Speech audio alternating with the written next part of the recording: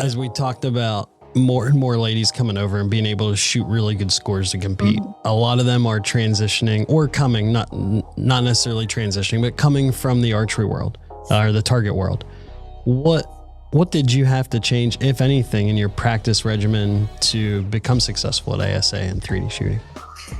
I feel like coming from target and going to ASA took me years to figure out what to change and make better. Because coming from target, you shoot so many arrows and end, and a qualification is 72 arrows. So sometimes your mindset is, I shot a 9, it's fine. I'll shoot a 10 on the next one. It's okay. I can make up for it later on. It's not a huge deal. And it took me a long time to kind of rewire my brain for 3D, where that first arrow really, really does matter. You can't go out there and just shoot all 10s. You can't make up for it later. You need those 12s. You need those bonus rings. And I think just shooting more of those ASAs and realizing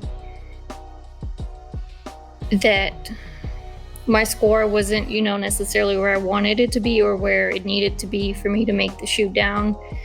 And taking an extra second before every arrow to be like, okay, this one's really important. You only have 20 shots. You don't have 72 or 90. It's one arrow, and kind of treat it like a shoot off, if that makes sense. Yeah. Did you change anything in your setup to help you with that?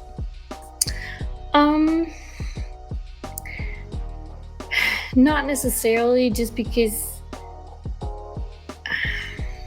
I like my bows to feel a certain way, if that makes sense, and I want to have that same shot, not necessarily process, because you're changing it a little bit for 3D, because sometimes you need to aim longer or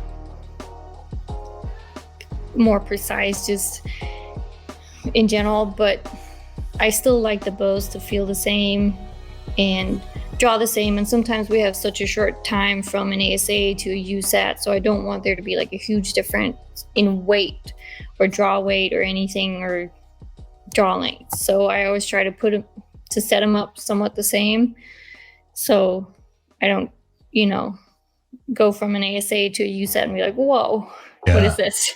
Did it take, would you say part of the process too was learning where to aim on those targets? Yes, that part, it takes a while, and even if you shoot and practice it a lot, it's all about just shooting more of them, and not just practicing, but also at tournaments and in events where you're scoring and it matters.